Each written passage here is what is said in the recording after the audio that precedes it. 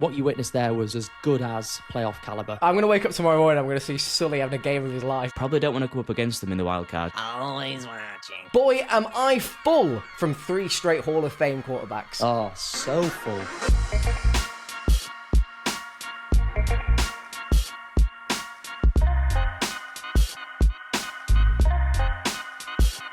Welcome back to the Early Hours podcast, and despite being on a bye this week, the 49ers have officially moved up to the 6th seed in the NFC. Celebrations for them, commiserations to the Cowboys, losing to the Lions 44-30. Look, Gibbs didn't just go for 24 points as he was projected, he went for 37 in fantasy.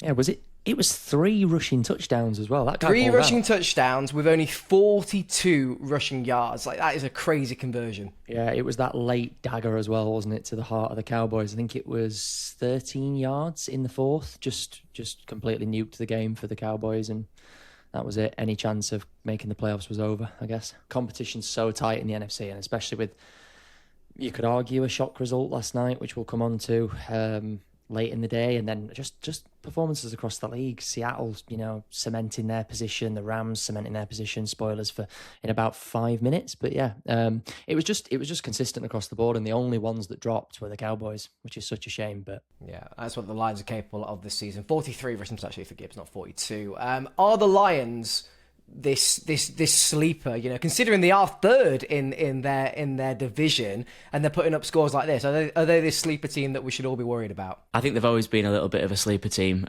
We've always said that on the day they're very much capable of bringing some really good performances. They've got the stars there: Goff, Gibbs, Montgomery, St. Brown, and that's probably all you need really with a pretty decent defence. But yeah, they're not gonna sort of win their division. They're gonna have to get in 7th, 6th seed if they're lucky. At the minute, they're still outside the playoffs with 8 wins. So there's a lot of work to do for the Lions. I think, obviously, other NFC North teams playing each other obviously comes into their hands a little bit, but it's going to be tough for them still to get in.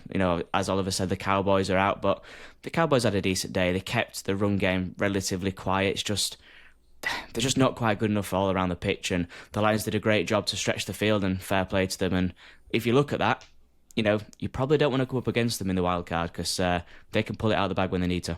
I just think it just comes down to schedules as well now. We're at that stage of the season where everyone's looking at those last few matchups. The Packers and Bears obviously run into each other once again, last night's game being one of the crucial ones. But you look at the Lions, it's going to be a tough test. They've got the Rams in week 15, Steelers in 16, who are going to be fighting themselves to make sure they get through at that top seed, which is probably the only one that gets out of the North. And then the Vikings, who might have shocked everyone last night, which I'm sure we'll come on to. I just wanted to mention quickly, the pass rush for Detroit is really starting to heat up as well. It's not something that they've had all year. It's not been consistent, but we have seen they've got Aiden Hutchinson. It's bound to flick on at some point, and 5 sacks on Dak, 5. So that just completely shut down their offense. One of the best offenses in football. Anything can happen in the wild card round. Like we beat the Cowboys a couple of seasons ago as well. It was it's called wild card for a reason. But like you say, Smells, they're third in the NFC North with 8 wins, and the Bucs in the NFC South at 7-6, and they're top in their division. So it is a crazy time. Look, let's go to the Packers game at Lambeau. We beat the Bears. We're still owning them. Last season was a bit of a blip, but Packers 28, Bears 21. I don't know about you, Oliver, but boy, am I full from 3 straight Hall of Fame quarterbacks. Oh, so full. It was, it was a tense evening, actually. I watched the whole game. Just the atmosphere looked incredible. It was freezing from what I could gather. I think, obviously, they were basing everything off Fahrenheit, but I think it was coming out as something like -10. It was freezing cold. So fair play to the guys for going out there. Micah Parsons on the sideline. No warm coat between plays for that guy. He wanted to embrace the cold. So that guy's got ice in his veins, man. Ice in He his doesn't veins, need man. no warm coat. But yeah, no, I think the Bears played exceptionally well. I think Kalen Williams looked terrible for the most part. I think Ben Johnson, the play calling from Ben Johnson was very, very, very good. Gave Caleb plenty of opportunity for checkdowns. The plays were obviously, it was quite a simplified playbook if you look at it off the back of it and watch the film and watch the game back. But for the most part, it was neck and neck from a coaching standpoint. Can't falter there. It's just unfortunately that late pick from Keyshawn Nixon, who had in his own right a fumble of a game. penalty calls, face masks in the first half, and then managed to salvage it with the pick at the end. But it wasn't that pretty a game. It was quite an explosive game in parts. Watson, Bo Melton, but for the most part, it was quite a sluggish game that was made to look prettier by two very mobile offenses. I assume we're going to just ignore, you said about Hall of Fame, the first pick from Jordan Love, which is probably the worst pick we've seen all season.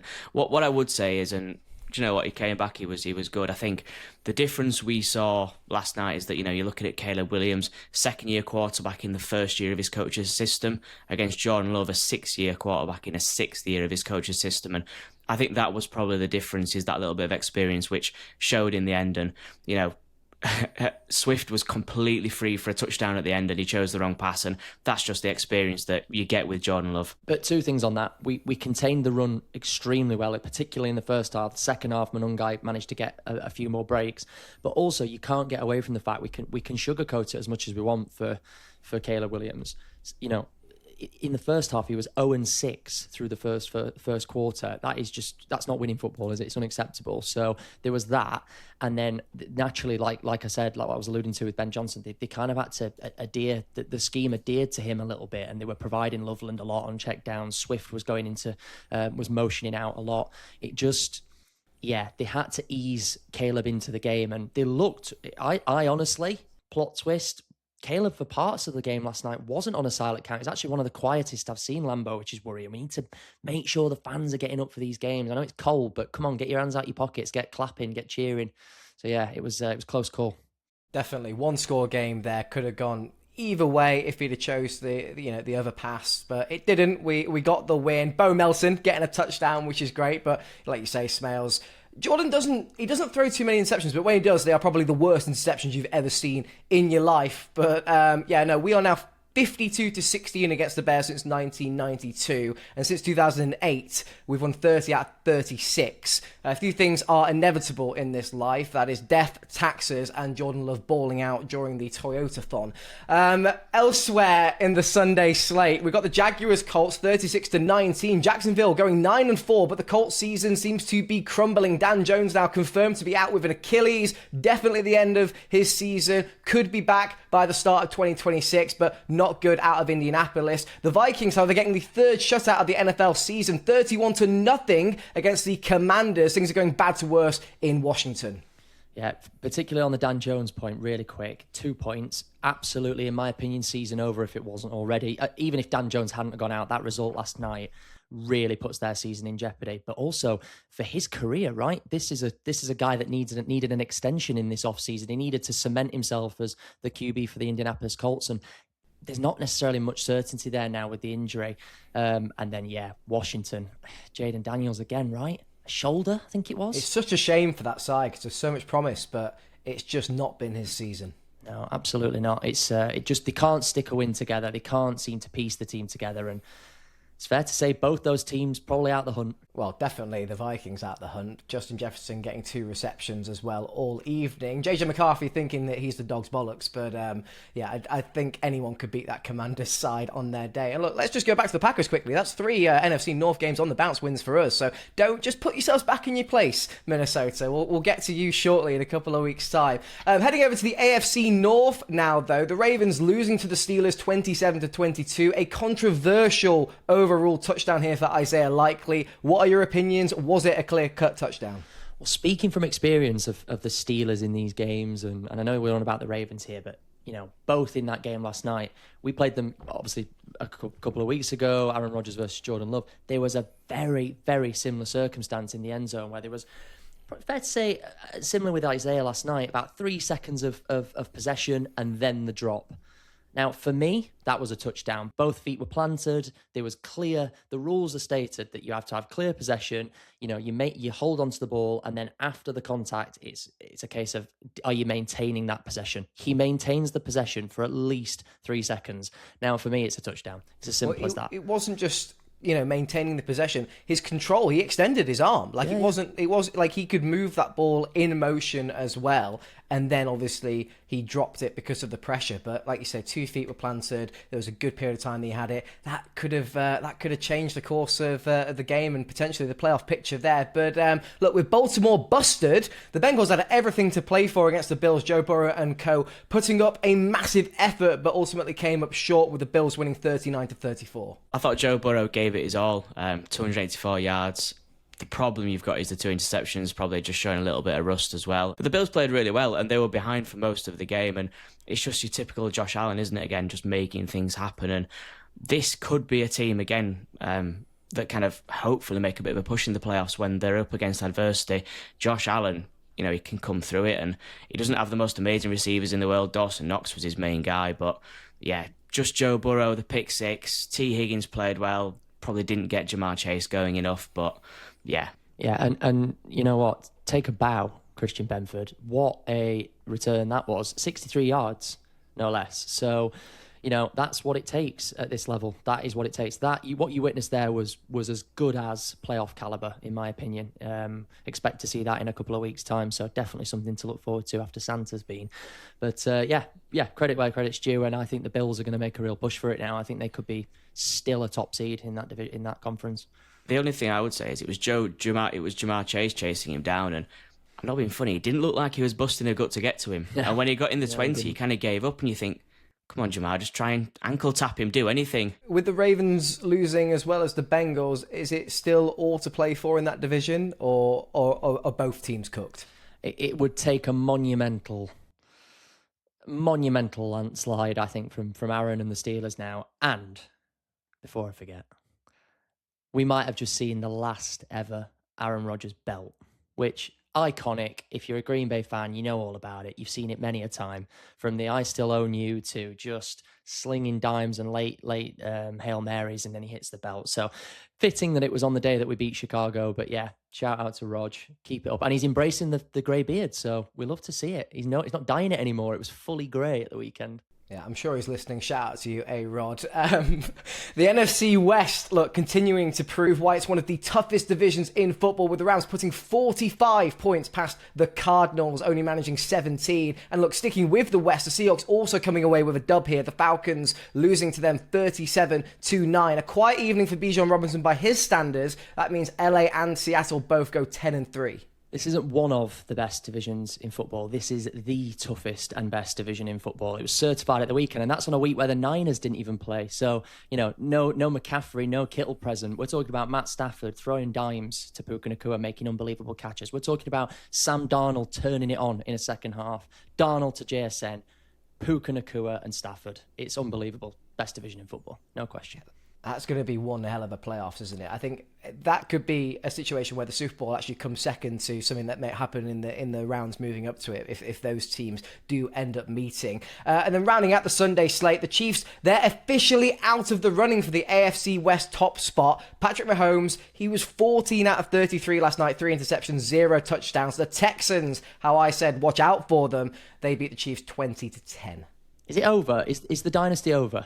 It's pretty much done. It's the first time in 10 years the Chiefs won't have won their division. 10 years. Obviously, it's the first time Mahomes hasn't. And if we're honest, Kelsey's had a good year. He didn't look good last night. No one looked good last night. Had the pick, didn't he, last night? He had that fumble into the pick. Yeah. That's not the first time it's happened to him this season, as well. No, it's not. I think they give it one more go next year. If it doesn't work next year, I think expect to see that split up. Because some of them aren't going to hang around forever. If that is it, if they're going to finish 7-10, for example, or whatever it's going to be, Patrick Mahomes ain't going to stick around. But the Texans at 8-5, different story altogether. It's annoying for us as well, because we're really starting to rival the New Heights podcast. So we really didn't want Kelsey having more time on his hands to focus on that. But yeah, no, the Texans look like the real deal. Stroud's come back. He looks like he's had his feet up. He's really delved into the playbook, because he is firing on all cylinders. There was slop fades. There was, gorgeous deep routes over the deep. There was one deep cross to Nico Collins, where Collins initially looked like he was on a fade, and then it turned into a cross, and it was just gorgeous. He just pipped the DB. So I think Houston are going to make a real run for this. I think Houston, we could be talking about Houston in possibly the divisional round of the playoffs. Crazy. They are this season's dark horse. They are. Really They're great. are. Like, yeah, Houston, we do not have a problem, especially with their run of form. I've got Houston. I've got Houston to beat the Broncos, beat the Pats. I think they're a better team at the minute. I tell you what, as well, just quickly, did you see Rashee Rice getting hit? That's the biggest hit I've seen all season. And I'm not being funny. You could call that calm because the defender, he didn't stick around to take the blame, did he? He got out of there, and Rashee knows a thing or two about that. You know, the thing with Houston is flipping hell, Jesus. The thing with Houston is to hold a quarterback of Mahomes' caliber to 0 TDs after halftime. That is going to pay dividends against the Drake Mays, the Bo Nix, the Josh Allens even maybe. Very similar in that respect. They're all mobile. They can all get out of there. They've all got that deep arm. So watch Houston. I think it could be exciting. It's their defense. They're just balling out. They know what to do. Defense wins football, doesn't it? That's what 100%. Love that. Monday Night Football tonight, guys. I've got 2 players in my fantasy that need to ball out after Dan Jones went down for nothing. AJ Brown and Lam McConkey face off in an Eagles at the Chargers side. It's a monster matchup here. Who's balling out? Is it Mike or is it Sulley? Oh, we'll be seeing Mike Wazowski hit some sort of Honestly, it is my favourite time of the year. Last year, you see Mo Sislak hitting routes like it's going out of fashion and then getting in the end zone hitting a gritty. If I see Mike Wazowski hitting a first down celly, I'm going to be buzzing. For me, it's Roz up in the commentary, but have you seen her on the trailer? She's always watching, isn't she? She's great. Always watching. She's right up there over the top. So yeah, it's brilliant. I would love someone. I saw this the other day. I think it's a great idea. If the coaches have got anything about them, they should have a 23-19 as a play call or a count or something like that. Just anything, a cadence. It'd be so a 23-19 just for when the sock lands on the back of his thing in the film. Amazing. Do you think the sock could be a flag? Could be. Who knows? Who knows? I'm so excited to see what they're cooking tonight. Right on Barkley's shoulder or something. I'm gonna wake up tomorrow morning. I'm gonna see Sulley having a game of his life. 100%, brother. But yeah, look, right, back to football, back to playoff chances, what it means for the teams, where it leaves them. We've just kind of touched on the Chiefs. Obviously, the Chargers share that division with the Broncos, so for them, absolutely must win on their campaign. Both teams, I believe, sit at 8-4 currently, and definitely fighting for playoffs. The Eagles coming off that loss to the Bears, so they'll want some sort of redemption. I think it just comes down, and this isn't to take away from the Chargers, Philly just needs to have a clean game. If they can establish the run, which they've struggled with all year, if they can establish the run, I see the Eagles walking out of this with a win. I know that's probably oversimplifying the game. I just think if they can limit turnovers, if they can have a clean game, they'll walk away, no problem. I mean, they find a way to get wins. You can't argue against it, but I hope someone's going to take the game by the scruff of the neck. We probably need something a little bit special. It could be AJ Brown, all being well. Obviously, I'd love as an NFC guy to get the Chargers to get a victory, as you probably will. But, I mean, the Eagles are going to win the division either way. So I think maybe there's more on the line for the Chargers in this game. If it's close, the Chargers could edge it. However, for me, it's probably going to be the Eagles. But yeah, we'll see how Jalen Hurts can throw that ball. I think Randall is going to have to turn his camo on. He's going to have to exactly what I was going to say. You stole my line. He's going to have to go full camo on this. He's going to have to get hold of that ball and just shake it out of there for the DBs. So, yeah. I can't wait. I'm so excited for the highlights. I'm really excited as well. Give me the Eagles as well, just before we round out. I'm going Chargers.